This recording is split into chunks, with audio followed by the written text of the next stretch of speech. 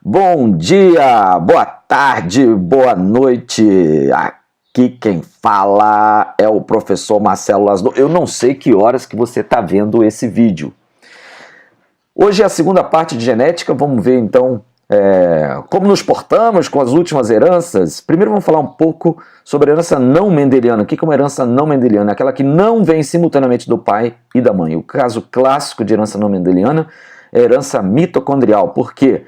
Porque os genes que estão na mitocôndria, os 37, são sempre de origem materna. Portanto, a herança não é mendeliana, é uma herança extranuclear, porque a mitocôndria é citoplasmática, é uniparental, vem só da mãe e não sofre recombinação, ou seja, não tem crossing over. Lembrando que tudo que eu acabei de explicar vale também para a herança cloroplástica. Aqui um heredograma mostrando claramente uma herança mitocondrial. Quando a mãe tem, todos os filhos têm. Quando a mãe tem, todos os filhos têm também, ó. Tá vendo? Ó?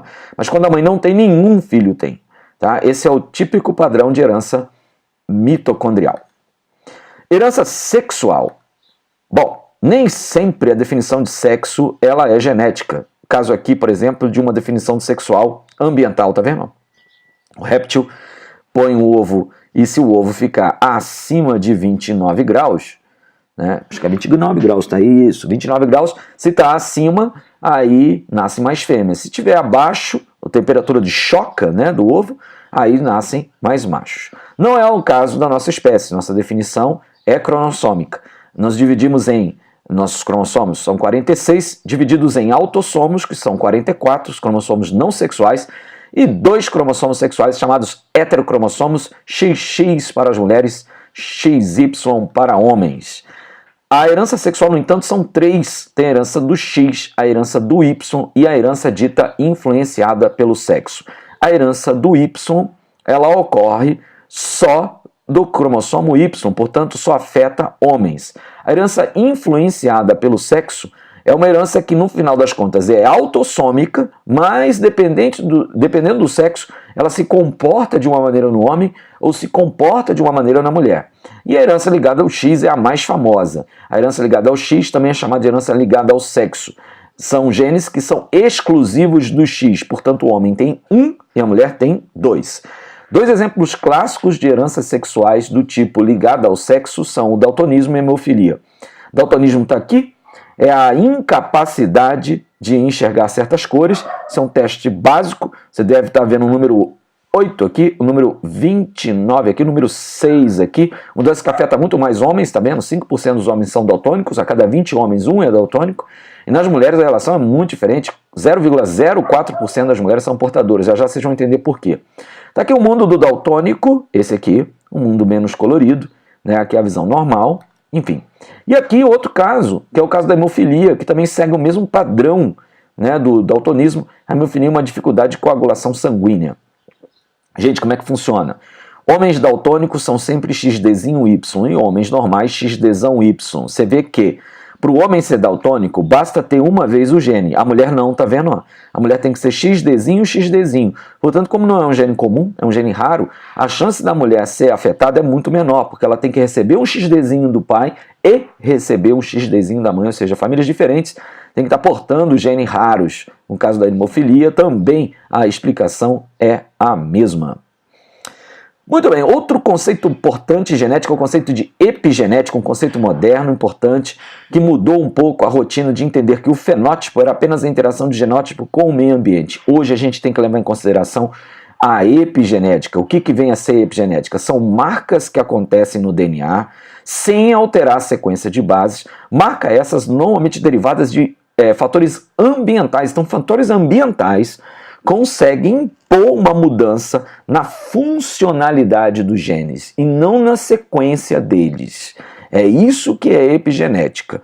Essa mudança funcional, ela acaba afetando o fenótipo final do indivíduo. E a forma hoje mais estudada de que o ambiente provoca na funcionalidade dos genes é a metilação de citosinas, tá vendo? Ó? Continua sendo uma citosina, mas metilada. Qual é o problema de uma citosina que era normal e passa a ser metilada? Veja bem, ela continua sendo uma citosina. No entanto, essa citosina metilada vai atrapalhar toda a funcionalidade do gene, de modo que esse gene pode se silenciar.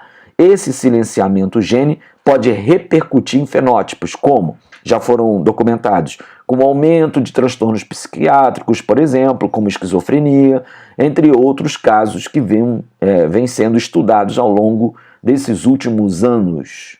Isso foi epigenética. Para terminar, pessoal, mutações. Que são mutações? São alterações não programadas nos genes e ou nos cromossomos. Nós temos dois grupos, então, de mutações. Mutações gênicas e mutações cromossômicas, que vão se destrinchar em numéricas e estruturais. Existem outras formas de classificar as mutações, por exemplo, como germinativas ou somáticas. É fácil, pessoal. Uma mutação dita germinativa acontece nas células reprodutivas, ou seja, espermatozoide e óvulo, ou nas suas células ancestrais, espermatogônia, espermatócito 1, ovócito 1 e assim por diante. Qualquer tipo de mutação em qualquer tipo de outra célula a gente chama de mutação somática.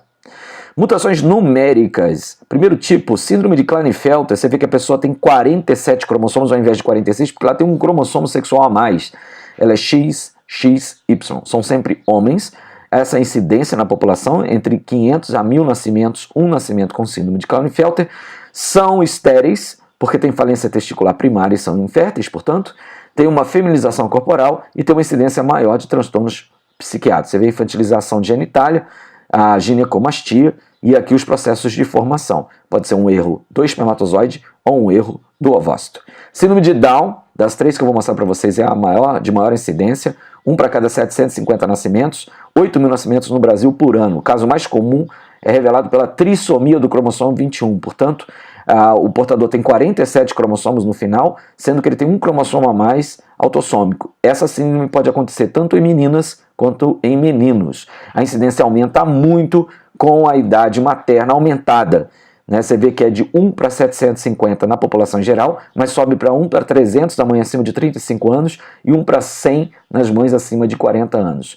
O padrão mais comum é o da trissomia do cromossomo 21.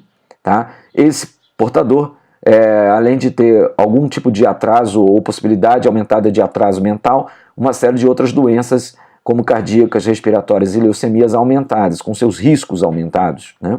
Aqui a situação genética, tá vendo aqui a trissomia do 21, você vê que todos os outros cromossomos, né, eles têm dois cromossomos de cada tipo, né, e aqui no 21 são 3. Existe um pequeno problema aqui, né, que na verdade isso aqui é um cariótipo, né, um arranjo cromossômico feminino, tá vendo? São 2 cromossomos X. E a foto é de um rapaz, ela não tem um Y, mas não tem problema, pessoal. A trissomia do 21 está representada aqui. Aqui a foto de alguns portadores, com mão característica, língua característica, inserção baixa da orelha. E a última mutação, a síndrome de Turner. A portadora tem 44 autossomos, mas ao invés de ter 2 cromossomos sexuais, tem um só. A incidência é de 1 para 2.500 na população. São pessoas normalmente portadoras de nanismo.